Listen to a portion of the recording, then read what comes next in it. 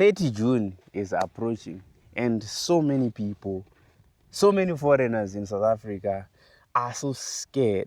And a lot of them are moving. I heard that the buses, how much are the buses from Cape Town to Harare right now? I think they are now at 2.5 on some bus companies. 2,500 rand. How much is that? 2.2, 150 US dollars. probably around that price. And how much is it normally cost? It's 1.6, 1.7. 1.7. It's normally around $100, but right now it's 150 US dollars. 90, bro. Yeah, even $90. So this is what is happening, and we realize that we need to talk about this. I have lived in South Africa for 10 years. And how long have you lived? I think 12 years. 12 years. Yeah. So look, my passport actually expired this year. And I've been living in South Africa for the past 10 years. And to be honest with you, we have bad and good experience in South Africa. Personally, Yeah. I've had bad experience And and then good also experience. Yeah. And to be honest, I think I can say I did not really experience that xenophobic attacks in South Africa. I think it happened in 2008 where there were these xenophobic attacks. That's where most people really experienced it. But then after that, you would hear that there are xenophobic attacks maybe in places like Durban or Eastern Cape or whatever. But it was never really a nationwide thing like what is happening now. A lot of people are affected by it, and even people's workplaces are being affected and all of that. So this time it's bad. To be really honest, it's quite bad. From what I see, I just want to look at the situation. If you're someone who is living in South Africa, or if you have lived in South Africa, maybe you might understand what I want to share with you. So guys, what we want to talk about is actually like, is coming back to Zimbabwe a good option? Or you should stay there, or you should Find a new move? country. So this is what we want to talk about. As people that are actually living in Zimbabwe, we will share our experience on the other side and on the other side as well. Because so many people actually asked, okay, should I come back to Zimbabwe? What can I come and do? I think these are some of the things that we need to actually talk about. Yeah. We need to respond to some of you guys because in our There's a lot DMs. of people coming through asking, so I want to come back, but I don't know Yes. what to do. I don't know where to start. Like, And also there are people who just got inspired by us who came back here. yeah. And they were like, I got inspired when I saw you guys going back to Zimbabwe, and I feel like I also want to come back. So what is it that I can do? Can you give me some ideas? I think we also have to share with you guys. So first thing that we want to focus on is actually the situation in South Africa that is current right now. To be honest, guys, the situation is real. Some people act as if nothing is happening in South Africa. Exactly. Xenophobic attacks are very real, and you know what? They are not realistic when they are not happening to you directly, Exactly. or when they are not actually like taking place in your eyes. area. Yes, because people are so relaxed. Yeah, there are people who are relaxed. Some people are relaxed. Number one thing, what is the cause of everything? If you look at it, in South Africa, jobs are really scarce right now. I think it's really different from what it was like. Exactly. Let's talk about 15 years ago, or maybe 10 years ago.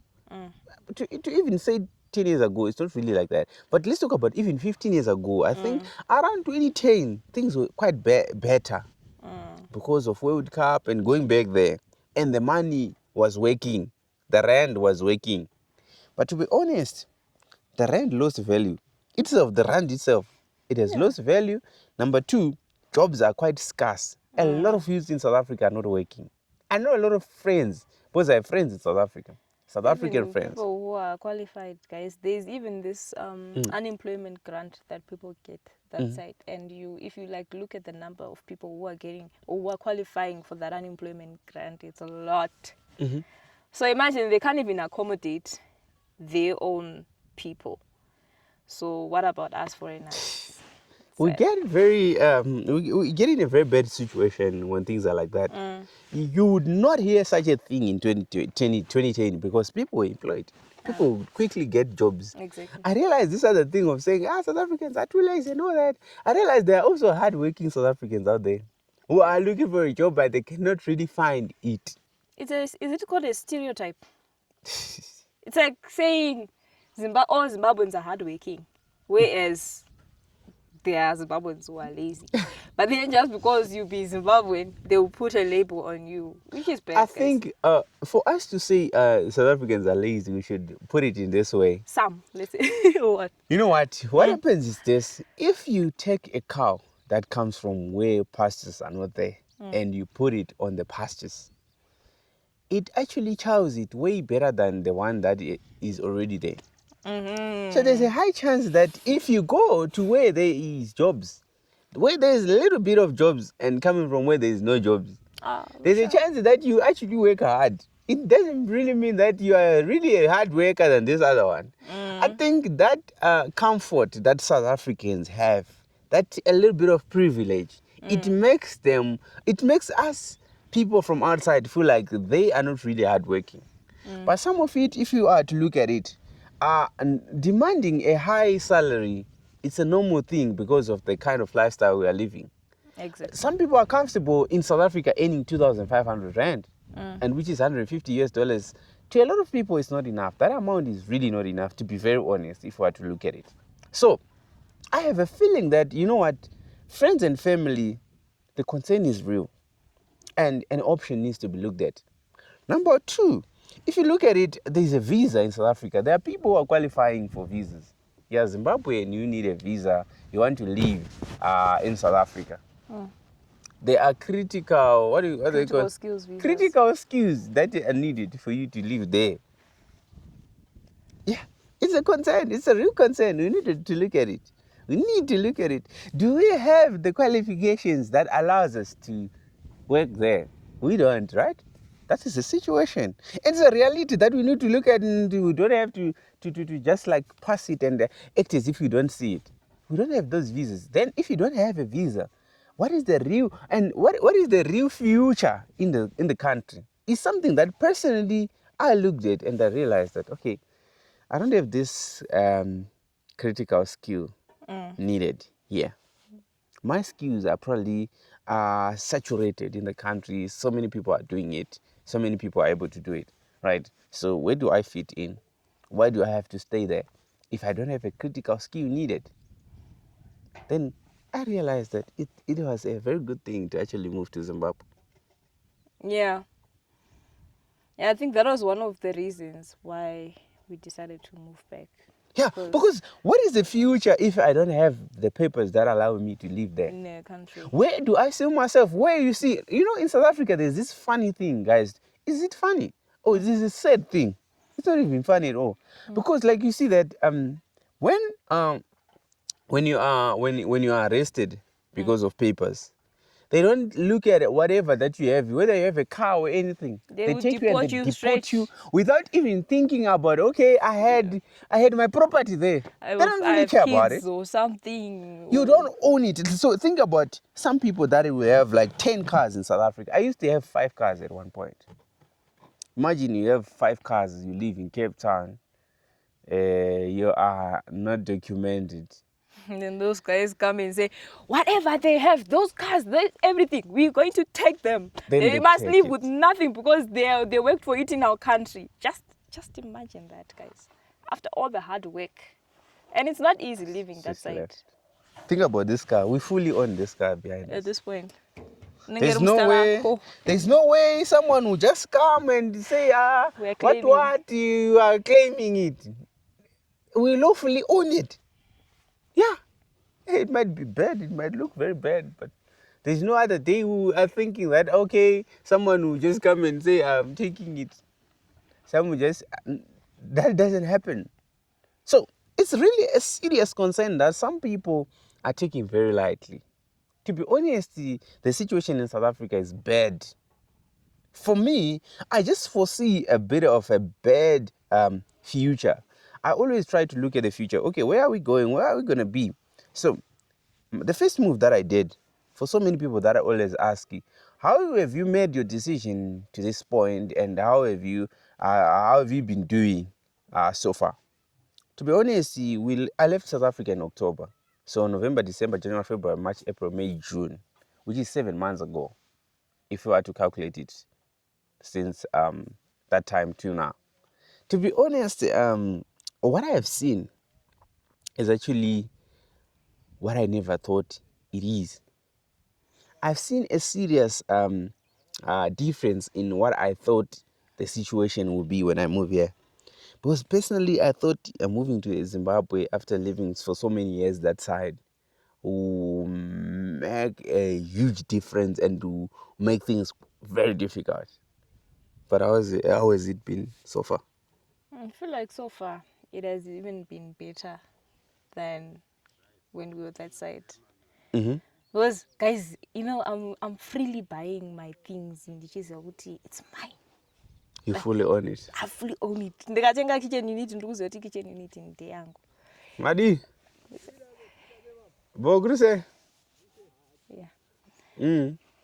Other than when we were that side, the only thing that we could take back when we were moving, what was it? We took our bed only. Zvimwe zvese zvakasara, obviously bed and some stuff yomba. But zvimwe zvinhu zvekuti unongonza kana sofa uritakuri. So that's the sad thing about staying that side. And this side, I feel like when we were working and it Mariate Chibata, we're earning in the currency in a bit of power. Yeah, a bit of power. So but Shanda says Mariedu, it's going to do something that we'll be seeing or something that is contributing to our future. Let me just tell you something. People in the diaspora, this message is directly coming to you. Someone who is in the diaspora. Let me tell you one thing. The difference between someone right here, especially as a Zimbabwean, and someone who is right here in Zimbabwe, living here with you in the diaspora, is that you can earn. I saw a video, I think, did I save it? I saw a video of a guy who was in the diaspora sitting like this, looking at the TV, and very sad, and saying in his bank account is $1,000. And then another guy is saying he's back home, he's in the country, he's not in a foreign land, enjoying, holding his bottle of champagne and dancing. And they said like, he's happy with $80 in his pocket, while the other one with $1,000 is seated like this. So there's a truth in it. To be honest, guys, here if I have $10, I can be happy. Why? The bills are very just like this. Then let's look at outside. $10. What $10 can do for us? Wait, baby, let's not get there before I finish. So what do I mean? I'm not saying that there's not what do you call it? You do not become happy when you're outside. No, I'm not saying that. I'm saying that there's this thing that happens when you are in your country. If I get $20, I'm able to budget it and use it for something that can work for my future. I can actually plant a tree that can benefit me or my kids in the near future, rather than when I'm outside. So I'm just putting this also in a direction of someone who is living in South Africa. If I had planted my trees the time I started living in South Africa, you might rent a place for 15 years and you have no developments you're putting on that land or on that place. Because you can't do it. It's not yours, right? So the thing is, for someone who is building, to be honest, I've seen people. Imagine you are earning a little salary like some of us. I know some of us who are hardly earning. You know what? You are earning that little bit of money. Let's say earning a $500 outside, and someone here is earning $100. That person who is here can actually buy a single bag each month of a cement, putting it together. Very easy. And you also earning 500 that side, because what you have to do is that there's a high chance that you might use that money for something else before you buy the cement. Why? Because you are not able to buy single bag each month like this other person who's on the ground. What happens is that after 3 months of you saving, another problem can come in. Gogo amedza gejo, ambuya waita so, then the money needs to be used. You are now running out of money, and you're trying to put together the money to use for something that is very useful. It's something that is common. We have faced this. Personally, I faced it. Yes, to be honest, I faced it. I know this I have experience when I was living in South Africa. It happens that you're trying to put some savings and then something happens. And the thing is that when you're that side, people look up to you. A lot. family than this side. problems, they will look up to you. You need to make a contribution because you are that side. Yes. People don't understand. They have a feeling that you guys, you are just going to the tree. Like, they just have a feeling that you guys are just picking money on the floor or something. People right here back home, they don't really care about you if you are local, you are with them, and No, they but can you guys- actually understand. Yeah, you know, And they have a lot to demand if you're out there. I don't know why. It's just the nature of it. People have a feeling that you just have a lot of money if you're outside there. It's just a normal thing. They can quickly, if they have anything that they can actually be able to cover, they can actually put aside the money they have in their pocket and call you. We need this, bro. Which means they can have more savings on their side. It's something very common with this. Okay, so let's move on to this other part. We realize that, okay, you have nothing to offer when it comes to critical skills, and you're in South Africa, things are quite hard. What do you do? You have nothing to offer. Okay, what I can say, you know, as someone who was like needed. Okay, let's say I stayed there undocumented for probably a long time, like maybe 10 years or 9 years. I stayed there. In your 12 years of living in South in my Africa? 12 years of living in South Africa, guys, I was undocumented. There were a lot of things that I couldn't do. And reality kicked in when I had to go to university. We are staying here without any papers. It doesn't work, especially when you are going to, especially if you have kids, guys. I'm sure most of you who are watching probably have kids or something. So you would realize that the visa process is going to be more difficult for you if you do not have documents for your kids. And most parents, I don't know, most of the time when parents go there, they don't really think that they're going to be bringing their kids with them. So when they get these ATP permits or whichever permits they have, they don't really add dependents. That's a reality for most people that I know. So one thing I can say is that visa processing in South Africa is difficult. Even for, like, there's not really a general work permit, is there? It's there. But who has it?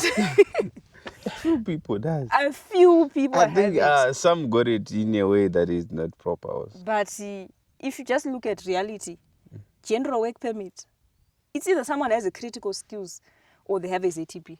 One of those two. So I can say that I don't know whether it's the visa processing that's difficult that side, or they just don't want to give visas to people outside, or I don't know what happens with the visa processing that side. But I feel like sometimes it's not the people's fault. It's not the fault that they don't have documents. Because I don't know. Is it their fault? Because when are you there? What do you think? Why were you not documented? I was not documented because I was not worth the documenting. Exactly. So let's say, are you saying in other ways that people were not worth documenting? Or people that don't have documents now are not worth documenting? They are not worth being documented. Why? Because, look, how can I get... I don't have the critical skills that are needed for me to be documented. It's clear. They don't need just people to come and look for a job where there is South Africans who are looking for the same job. Why do I need to be documented in that situation? It's very normal. They are people, they are fellow people, they are South Africans. Needs to get documented. They need those jobs that you are looking for. You don't have a critical skill, you don't have something that they need in the country. Your skill is not essential to them, is not important, is not scarce in the country that you need to be employed. That is the main thing. Why do we need to be employed in that country where we are not needed? And imagine, look at this. The situation that is very bad is that the way we are living in South Africa, or the way we lived in South Africa, the names that they call you, guys, Bad. it's not easy, man. It's very bad. It's very sad, to be honest. Look at the amount of crime, the kind of life you live with. I mean, I've lost how many cell phones in South Africa? You were staying in one of the hotspots, eh? I lived in Kraaifontein in Cape Town, guys. Lost my phones, I think 4 times. I was gun pointed at one point. My ID, my wallet, anytime they just come and rob you, they take your stuff, and you would even know the person. This is the person who took my stuff, But and you can't do anything about it. Anything. You just leave him like that. You just go. That is the kind of South Africa. That cannot happen here in Zimbabwe. Knowing that you are the person who took my stuff and I just leave you like that. That is drama, guys. It doesn't happen here. Here I will come to you and I want my stuff back. There's a feeling of ownership in Zimbabwe, guys. We have freedom here. We can sleep with doors open. And I mean, we know that we are very safe. There's a high chance that nothing can happen. Yes, security is needed. You just put security for extra, for us to be extra protected. It's important. They are thieves, guys. They are Thieves thieves. are everywhere. They are thieves. Thieves are everywhere. Yes. But then I feel like it's a bit safer. I don't know whether the guns are something that you would, you know, like in South Africa. Trust me, I grew up knowing guns. Like someone who just walk past you. Maybe it's because I grew up in the ghetto, but someone can just walk past you. You see the gun. Like the guns were not something that you'd be like, oh, so scared of seeing on someone who's not authorized to have it. You know, this side you only see a gun where you see a soldier or a police officer or whatever. But in South Africa, guns were just readily available for everybody. But in this side, if you hear that someone was hijacked or something, they would either be using knives or whatever. I don't know whether that's the reality. I also want to know, guys, what is the process of getting a gun in here? Gun license. Yeah, I think you need to get a license. We need a license and a gun here. It's very important. We also, for ourselves. What, do you have self-control? You think you won't get angry, just shoot someone? Don't I have self-control? I'm just asking. What if someone comes in and robs you? Do you have the right to shoot them? Or what's the point of having a gun? To protect yourself. Okay. Self-protection is important. Okay, self-protection. I actually need it. I actually wanted to research about it, but I need to find information. If you guys know any information that can lead me to finding a way of getting the papers or how it happens, how the process of the training, whatever, I need to go through that and get one. It's important for me. You need one. Right, moving on from what we're talking about, right? So let me answer this question that so many people have asked. Okay, what can I do? Should I come back? Yes, do come back to Zimbabwe. At this point, let's go bygones, guys. Mm-hmm. We know what is happening, but I feel like we can talk about the situation. But then if you don't have a solution, it doesn't work. People are saying, before we even give them the advice, there are many people saying, Guti, where were you before you went to South Africa? It's a very serious question. It's a very serious question, guys. It's a sad one. Where were you? It's possible. Someone was renting, someone was just living, and it's not comfortable to come back to some people that they used to stay with. They were not old enough to actually be self, what do you call it? To live on themselves, to be independent. They were depending on other people. Now some of them do have kids or families. Yeah, they don't have a place to put them. But see, I believe, Guti, if maybe you're coming back to your parents' house, guys. Some do not have the parents. Think about someone who was in like muzukuru ambuya ningi vaigara navo pambuya ivo vakashaya pamba ipo pakadirika pasina musha. And you used to be kamzukuru nevana vako. Hauchasinherera. Yeah, that's different. But I can't say that's the case for everyone. They're saying, where do we go? No, there's a high chance of that.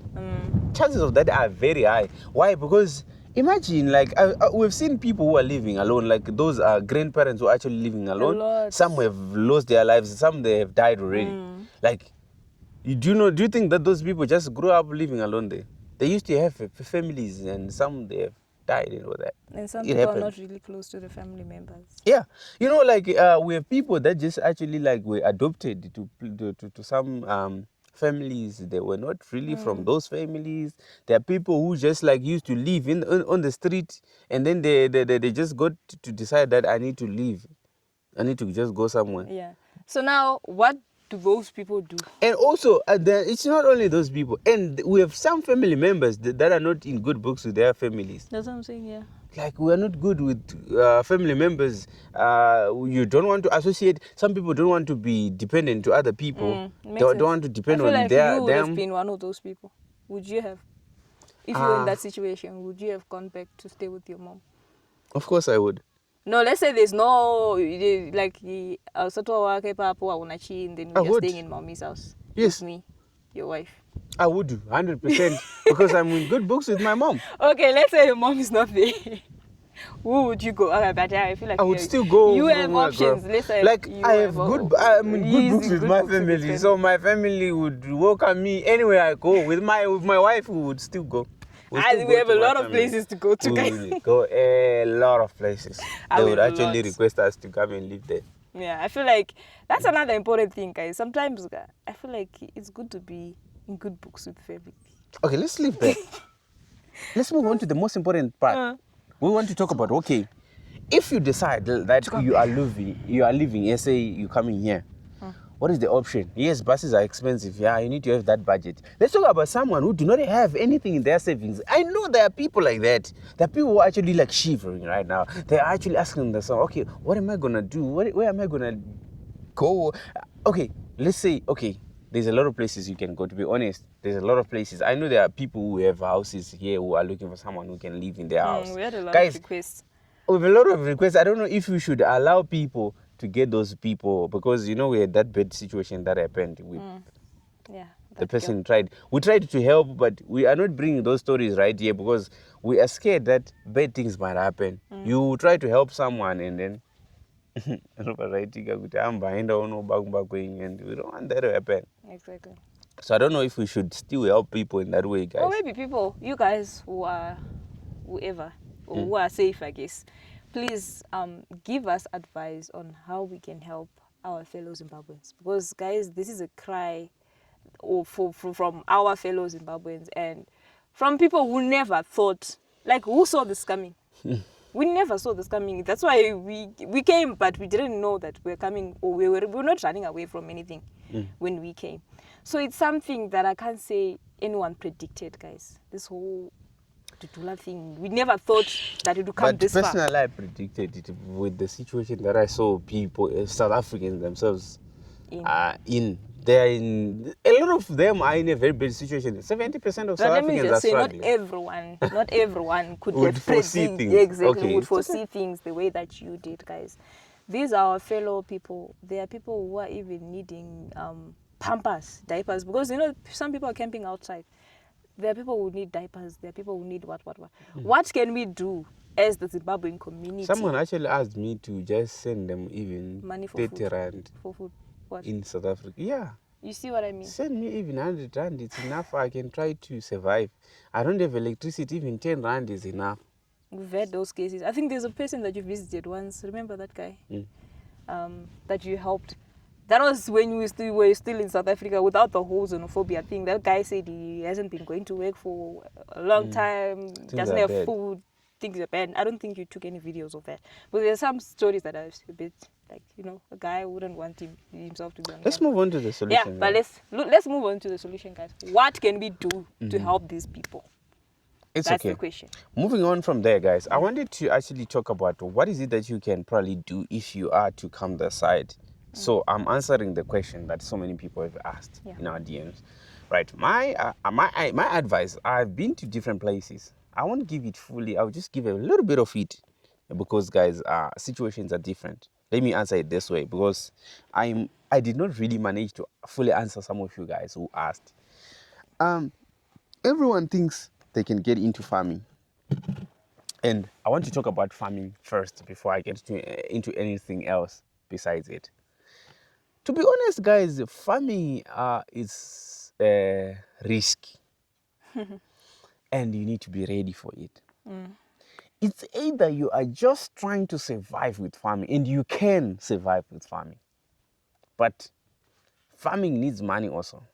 And what people call money in farming is not really what everyone calls money.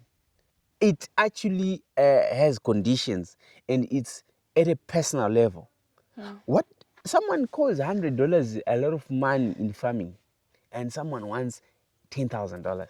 Someone wants 100,000. Someone says, if we do not make $500,000, we do not make money. And that'll be a lot for you. So it depends on the type of a person. How much are you investing in the farming, and how much do you afford to risk in something that you have never done? Think about someone who have never done farming who's getting into farming. Can you afford to lose that money? That's the first thing. So is this the same as forex from what Or betting. if you can't afford to lose that money, don't do it.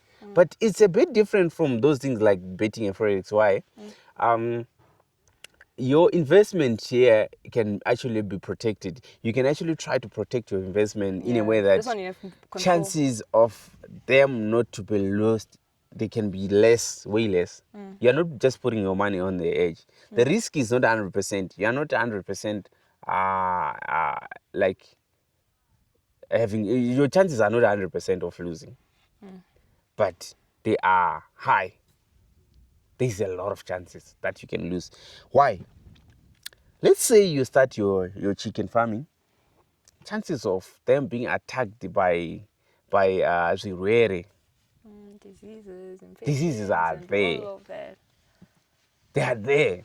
And you might not know them. They might just come without you thinking about them. You might have even an agronomist or someone with experience. They can still be attacked by those diseases.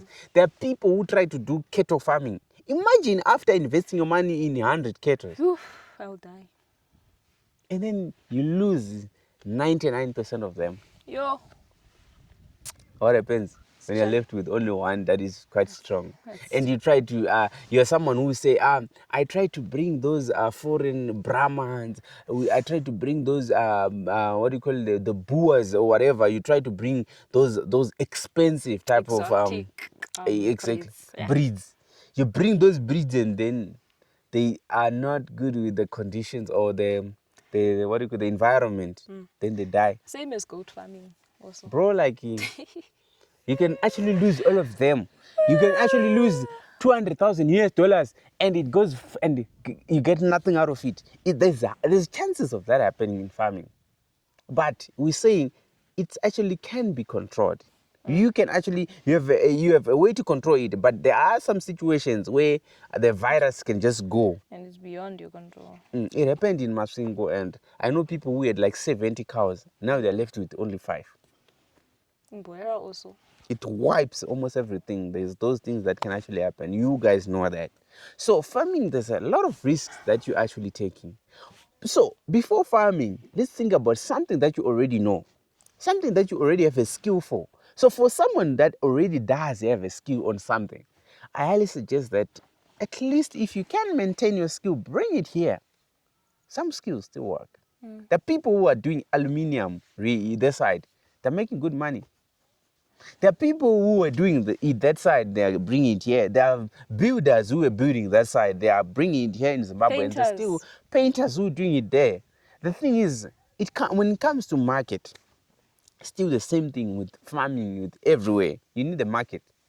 Without market, you do nothing.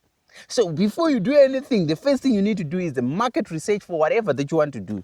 Research about the market. Who is going to buy? How many people are going to buy? Am I going to be on a survival mode, or I am going to be in a situation where I'm building a business that is moving forward? Because we can't be here to only survive. Guys, survival mode is bad. We can't just live to survive. Let's live to make a progress. We want to see the future. We want to make our own future right here in our country, and it's very possible. People, if others are doing it, they are not aliens. They are just people like you. If they can do it, you can do it better. I feel like another thing is that you need to do proper analysis of wherever your surrounding is. Find out what is that area lacking, what are these people lacking, and then if you find a solution to whatever the problem is or to whatever people are lacking, I feel like you can make. Someone said, okay, there are problems that we need to look at. We need to also look at some types of problems. These problems worth solving. Exactly. That's Yes, in here in the rurals, we lack pools when it's hot. Is it worth solving? Is it worth having pools for people to come in? I mean, is there problems that do not need a solution in certain places? Obviously, you need to be reasonable, baby. You need to be reasonable with that. I'm just saying, Well, like, that's what I mean. it's Like, just someone who actually said that you find that there are problems that are not worth solving in some places. But then there are some. That they will be there. There are Those some problems powers. will be there. People do not have food. Okay, what is that you're gonna bring? Are you gonna start selling beer in households? Or someone said, can we have those pipes that will just like move beer everywhere around all the places? Is it a problem that we need to solve? That people will not have to walk and to the beer hall. It just needs to come through a hose pipe to your house and then you get it. Is it a problem worth solving? Then you find that it's something that is not necessary. So fact is, find the market. Who is the buyer? Okay, of that thing. Who is actually doing it? Some people are scared of getting into something that is saturated. And something that no one is doing. That's how you'd find in is it flea markets or wherever? You would see, guys, 20 people selling the same thing. And they're still paying rents. Obviously. They'll be paying rentals. The fact that they're still paying rent, it says a lot about the market. So now I think it's very good to also be unique. And I know that it's difficult to be unique. So many people will be thinking, okay, how am I going to be unique? You find that it's difficult, you're failing to be unique. So what are you going to do? Are you just going to let the money go? So too much calculations also will get you nowhere. I've seen that, because there are things that you can actually calculate and see them working, and then when you come on the ground, it fails. It fails a lot. It fails epically. It fails epically. Guys, no. So before doing too much calculations, you need to realize. I'm saying that tree needs water. You need to realize that there are things that you need to actually try on the ground. You have the idea, and your idea, put it in the next 10 years. How is it going to be? Can it grow? Can it be better? Or how can you make it better than what others are doing? And see where it's going to take you, and try it. For people who are like content creators, content is needed on these platforms like YouTube, where you're watching this video. There's a lot of content in Zimbabwe you can do. There's a lot of content that is not being done in Zimbabwe. You can not only do it for Zimbabwe, you can do it for other people that are outside Zimbabwe. But so many people are not thinking about it. They don't have that idea. They are not looking for people that can give them the idea. I have taught a lot of people about content a lot. I've given them ideas of what they can create, and it worked. So why not you also try it? Try content creation if you don't have an idea. What is this? We are content creators. It works for us this side. It's a zero. No, can I say it's a zero? Like you don't have to put much capital in it to start. I feel like. You're right. You can start without capital. So to be honest, the main thing is this, babe. It's not about how much you have in your wallet, in your pocket, but it's about the idea. In anything that you are thinking to do, it's just about the idea, having that strategy on how to do it. Think about the what do you call it? The money last.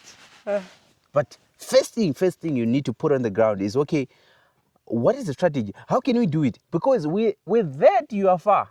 There are people who have money in their pocket, but they are failing to start a business because they do not have a better idea.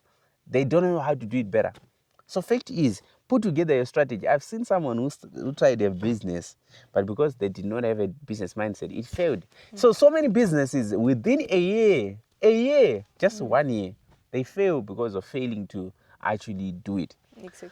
And to be honest, in here in Harare, in Zimbabwe here, if you go in Harare, I've seen people who are paying $600 rent, and they will be there for years paying that $600. It means that they're making money. And they will be selling the same thing that is being sold next door and next door. So which means that there's still money. But people who are creative, they're lacking people who are creative. People are not marketing online. You see, how many times do we do adverts? Very few times. But the adverts we do, they work for a lot of people. But some of you own businesses but do not do online marketing. Do not conduct influencers to market for you. So many people are looking to grow on social media, but you do not do collaborations. You do not pay for collaborations for people that are already known, that do have the audience that you are looking for. So you find that it's about the strategy and the mindset. There are people who own businesses, but they do not market those businesses. And they end up failing and they feel like, maybe it's my mepo kumusha kwangu kutase. How much have you spent on your photography business, like marketing? Marketing, we spent over 100,000 rand. Guys, marketing. I used to be I was like, what? I was shocked. But when I saw the thing, I was like, wow. And with that marketing, there was no way that you were not booked. We were getting booked daily. And imagine, we would spend, every week we would spend around 2,000 rand on marketing for the whole year. If you calculate that amount, it can take you to 100,000 US dollars, rands, sorry. So, which means that if you market enough, you get the market. Anywhere, whether you're in Zimbabwe, South Africa, anywhere, that's possible. I think we have these few words to tell you, to live right here with you. If someone else is doing it and making money, making a living, you can also do it. Stop asking too much about what exactly can I do with a little bit of money. No, you can do anything. But it's about, the consistency also. You can never start there. You can never start making money the same day you start your business. There is no way. Because you don't have the market, nobody trusts you, nobody trusts whatever that you are selling. You need to build a business. A business is not built in one day. It grows and it starts from the bottom going up. Success do not come overnight. It comes through building it, and it doesn't happen one day. So you need to build anything. And another thing I can advise people is that be a risk taker. Exactly. Start. Guys, it's all about this starting. One, when you said you wanted to go to Zimbabwe, I was in disbelief at first. I was like, bruh, we're really going. But it's just that risk, just that risk, that mindset of saying it's better for us to come to Zim and fail while we are here, right? Don't be scared of failing. Be an entrepreneur. Exactly. Being an entrepreneur, babe. It's about risk. Risks. If you hear about the money that these entrepreneurs are losing, guys, you will be shocked. But then you see them waking up the next day. That's how millionaires make money. There's Elon Musk. He's not a trillionaire for no reason. If you had to have a chance to have an interview with him, you would hear that he took risks. He lost money. He's not scared of losing. Yeah. Don't be scared of losing money. We've put money in farming that we did not know. Where is it going to go? And we lost money. That guys that have been here. But on the other side, we have won. Exactly. So it's not about just looking at the nitty-gritties. Guys, you can be motivated. I don't know, you can watch as many motivational videos as you can. You can read the books, you can do whatever. But then if you don't implement action, then action is needed. That doesn't get you anywhere. You can watch as many Zimbabweans who are moving back to Zimbabwe. You can watch as many videos about farming, different types of them. But if you don't put it on the ground, it's just nothing. It's useless. And you will never find the best thing to start. Exactly. But the best thing is to start. Yeah. We have nothing else to share with you. I don't know if you have more. What I want to share is that for those that are not able to come back home on the 30th of June, I'm just keeping you guys in prayer. Stay safe. Guys, if you are able to lock yourself up in your house, please do that. Just stay safe, guys. That's all we ask for. This 30 June thing, I feel like it's real. As much as we can say, it's not this, please, it's real, guys. Stay safe. There are a lot of people in Durban, wherever, that are going through the most. So just stay safe. We wish for you guys to be safe, because without your support, if you guys are hurt, it also hurts us. So we want your support. We want your safety. That's the most important thing to us right now. We are keeping you in our hearts. Stay safe, please. Guys, I think this is all we can say for today. And thanks so much for watching this video. See you on the next video. And if you're new, make sure that you subscribe. Hit the subscribe button. And for our returning subscribers, make sure that you like, and let's hear from you. What do you think about this situation? Do you think it's real or it's fake? So for those that have reached this level, tell us about the South African situation. Do we have also any other situation happening in other countries that we probably don't know about? Yeah. How are you guys living in the diaspora? How is the situation wherever you are? Thank you so much for watching. See you on the next video. Bye-bye. Ciao.